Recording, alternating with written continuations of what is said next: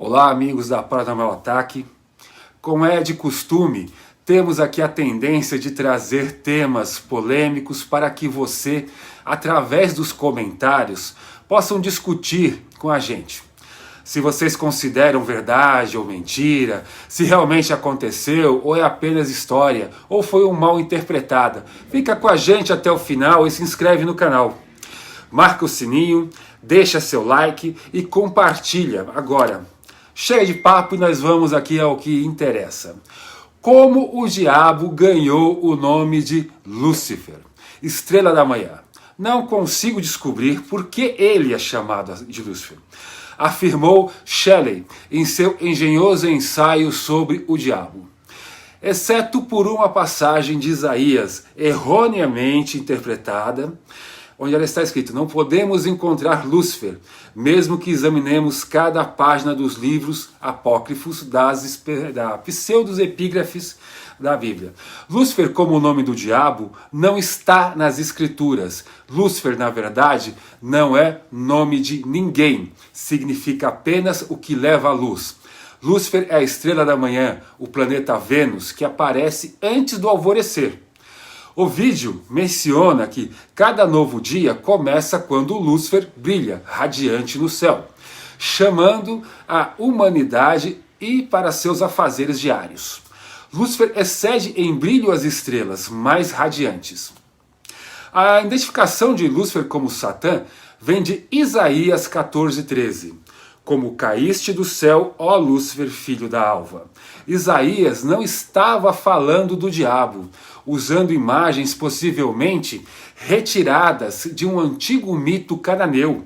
Isaías referia-se aos excessos de um ambicioso rei babilônico, que caiu no mundo dos mortos.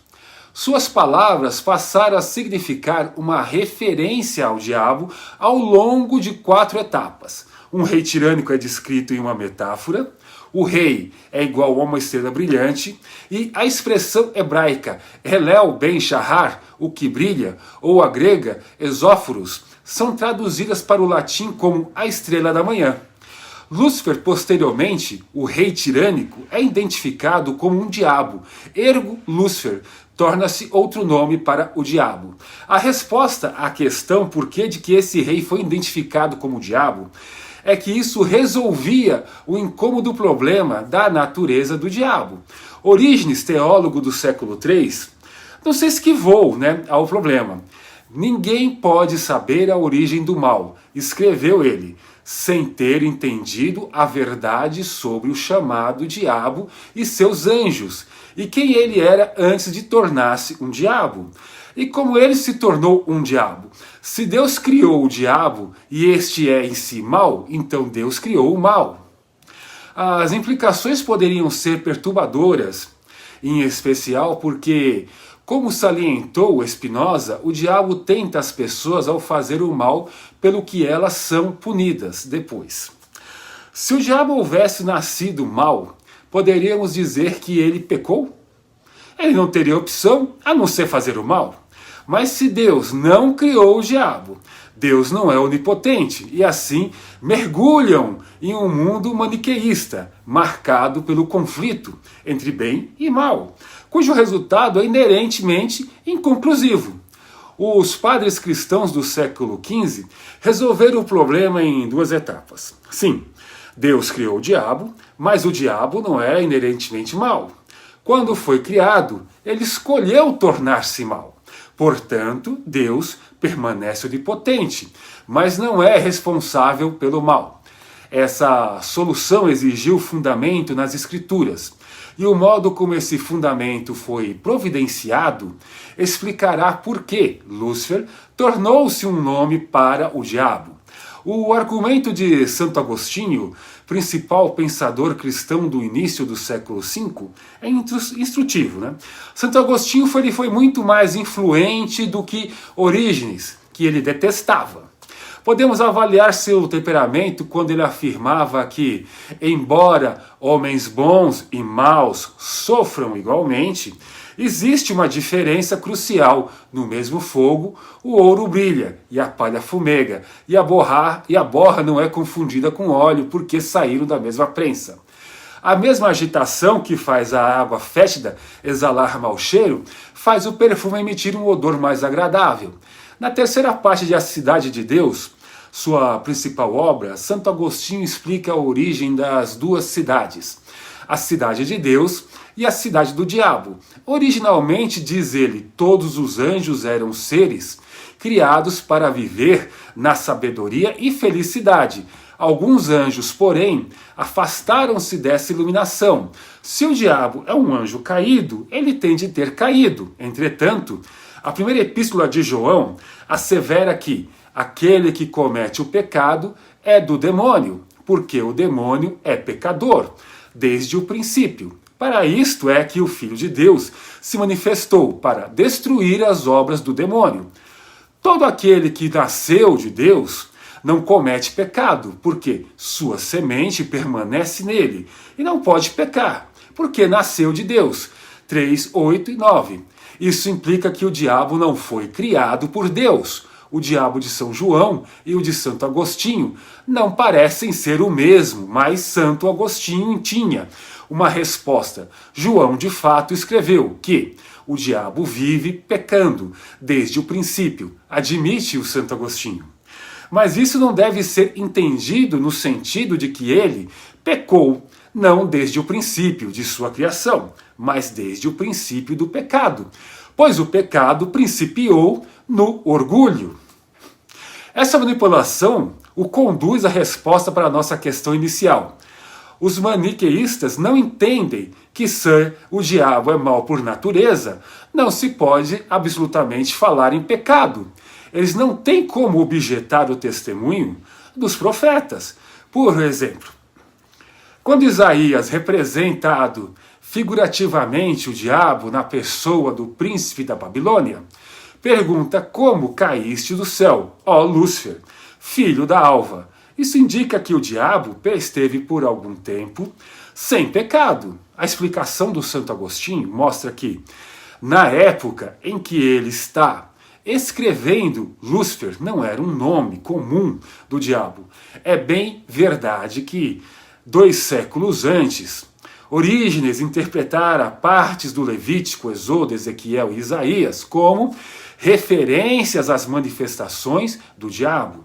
Mas ninguém tentará obter as deduções minuciosas a respeito do diabo com base nessas passagens. Nem identificar o diabo com o nome de Lúcifer.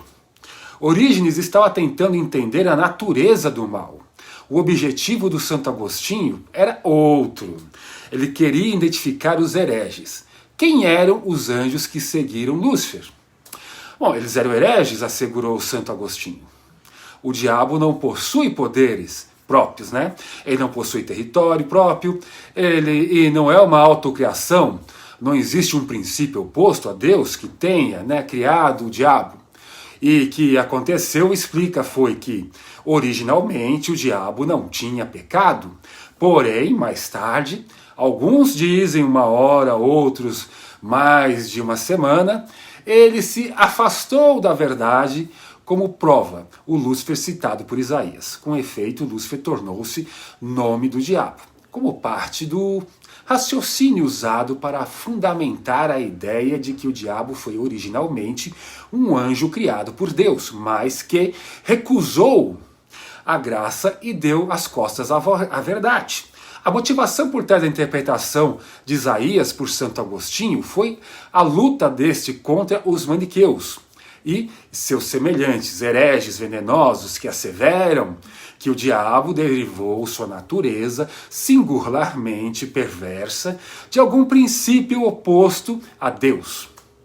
8 séculos mais tarde, São Tomás de Aquino diria o mesmo sobre o diabo, e os maniqueus, para combater o diabo e defini-lo com mais clareza, a passagem de Isaías foi entremeada com a 4ª parte do Apocalipse, do capítulo 12, onde é visto como um grande dragão vermelho, sua cauda arrastava 1/3 das estrelas, lançando-as para a terra.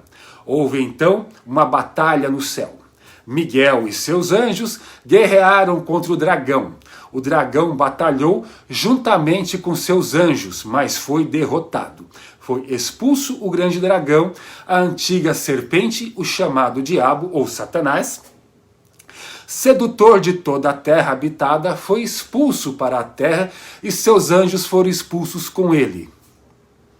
Satã tornou-se anjo rebelde, embora Satã, o diabo, o Lúcifer fossem o mesmo, sem a fusão de Isaías e Apocalipse, Dante no último canto do inferno nunca poderia ter escrito a respeito de Lúcifer que se fosse belo com ele ior bruto, se ele já foi belo como hoje é feio, e contra sua fatoriasa alegria, ainda assim contra o seu Criador. Ergue-se a mão bem dele da lui precedere ogni luto. Verdadeiramente toda aflição deve proceder dele. Medonho e repulsivo como é Lúcifer, na Divina Comédia, o anjo rebelde fizera da terça parte das estrelas suas aliadas, tendo um potencial para a transformação. Ausente no insignificante e Satã hebreu no maligno do Novo Testamento, embora Lúcifer fosse um nome adicionado ao de Satã, para Dante e a maioria da cristandade, Lúcifer precedeu Satã, como o monge mundano dos contos de Canterbury, de Chasserais, que explicou em sua narrativa: ó Lúcifer de todos os mais brilhantes anjos, és agora Satã? Não podes escapar da desgraça em que caíste? Lúcifer já foi belo como hoje é feio, lembrou Dante e a seus leitores, mas somente a feiura e a maldade de Satã estiveram na mente dos crentes, pensadores, escritores e artistas durante mais de 1000 anos. Até mesmo Botticelli, amante da beleza, desenhou uma fera repulsiva para ilustrar o Lúcifer de Dante. É verdade que o fez para ser condizente com o texto de Dante, mas ainda assim, quase todas as pinturas e manuscritos iluminados da Idade Média e Renascença mostram um Satã hediondo. Miguel matando o medonho Satã em forma de dragão é um tema comum, mas Miguel lutando contra anjos rebeldes, não. A queda dos anjos rebeldes raramente é representada quando é Satã e seus anjos que aparecem como espíritos grotescos. O Lúcifer belo, Satã antes da queda, é praticamente desconhecido. Uma notável exceção é a iluminura dos irmãos Limburg, do início do século XV. Deus e suas hostes estão no alto. Os anjos rebeldes são jogados para baixo em 2 colunas, à esquerda e à direita, formando um V que culmina com Lúcifer entrando no inferno. Essas colunas de anjos rebeldes são mostradas em primorosos tons de azul e ouro. A disposição formal conduz um olhar pelas 2 colunas, convergentes até o clímax da cena, apresentada do Lúcifer na vértice. Esse movimento é reforçado pelo aumento gradual no tamanho dos anjos rebeldes à medida que caem em nossa direção, dirigindo-se ao inferno. As proporções de Lúcifer são maiores do que as de Deus. Ele é belo e o primeiro Lúcifer, belo, na história da arte, coube a Milton, no século XVII. Imaginar um Satã no inferno que mesmo assim conservasse o brilho de Lúcifer, que ele fora outrora. Os românticos do século XIX recriaram o anjo Lúcifer, reinterpretando as razões de sua queda. Mas a maioria das pessoas não sabe que foram os padres da igreja do século V os responsáveis pela primeira e decisiva reinterpretação do motivo por que o anjo Lúcifer foi expulso do céu. Bom, a gente termina por aqui.